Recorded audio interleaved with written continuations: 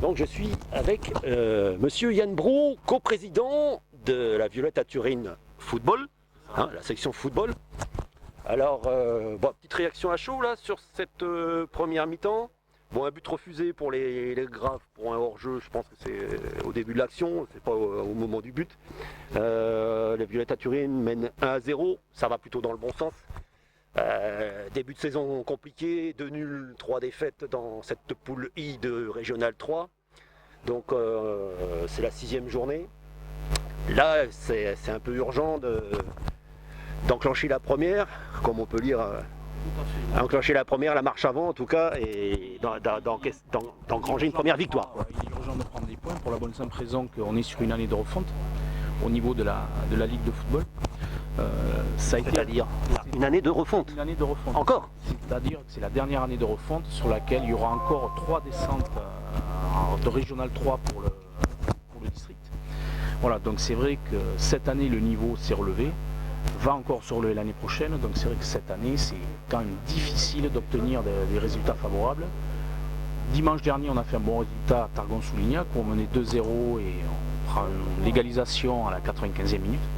C'est difficile, mais bon, ce soir j'espère que ça va tourner en notre faveur. Voilà, bien qu'on commence à avoir des problèmes d'effectifs avec des blessures, donc ça commence à tirer alors que la saison, je dirais pas à peine débuté, mais voilà, donc ça va être une saison compliquée. C'est quand même la 6e journée. C'est la 6e journée, mais on va s'accrocher. Le groupe est quand même conséquent, le groupe est solidaire, donc je pense que ça devrait le faire. C'est une refonte qui doit encore supprimer un niveau de région ou augmenter le nombre de poules? Baisser le nombre de poules et baisser le nombre de clubs. Voilà. Donc en fait, c'est la Fédération française de football qui a initié ça. Donc c'est par les National 2, National 3, et donc forcément la R1 est impliquée, la R2 est impliquée, la R3 est impliquée. Ça veut dire concrètement, vous savez combien vont descendre? 3 clubs par poule. Donc poule de 12, 3 clubs. Aïe aïe aïe. Voilà. Oui, donc il faut pas être dans les 3 derniers, tout simplement. Voilà. Donc voilà, on va tout faire pour s'accrocher et surtout gagner les matchs importants. Grave est derrière nous, donc c'est une équipe qu'il faut laisser justement derrière nous. Voilà.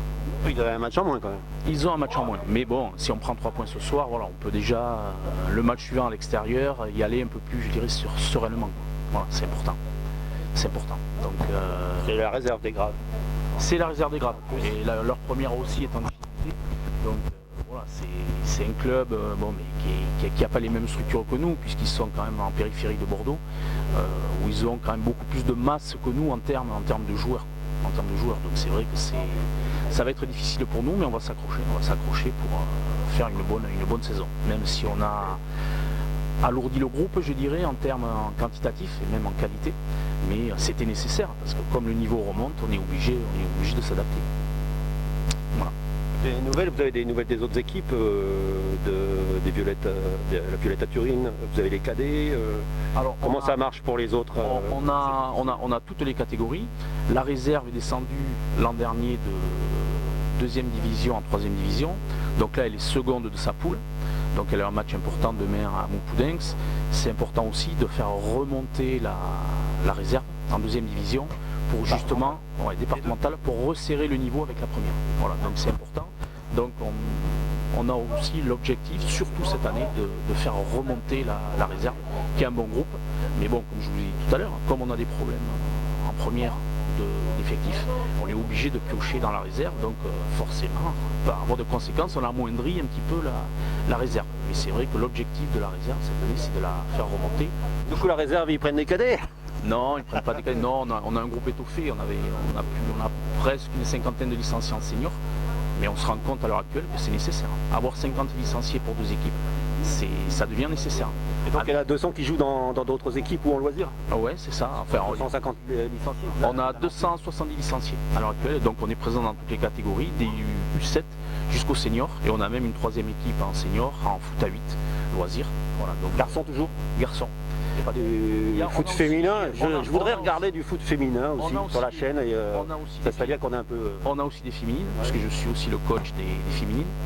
Donc on joue demain à Biarritz, mais là c'est un critérium à 8, donc c'est un championnat à 8. On voulait se lancer à 11, puisque le district faisait la promotion du foot à 11, parce que c'est vrai que le vrai football se joue à 11, mais par manque d'effectifs, effectivement, on a quand même 17, 18.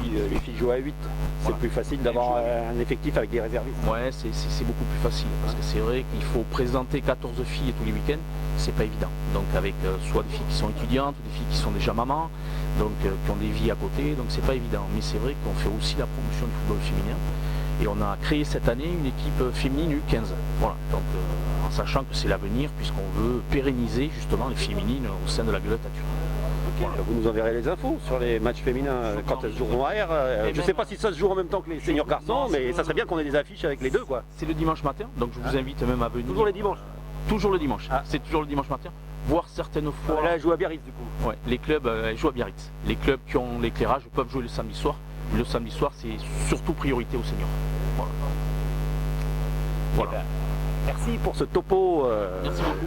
sur le club de la Violette à Turin. Merci de votre présence. Et retour des joueurs sur le terrain. Un focus sur la Violette à Turin. Oh oui, ben, on reviendra.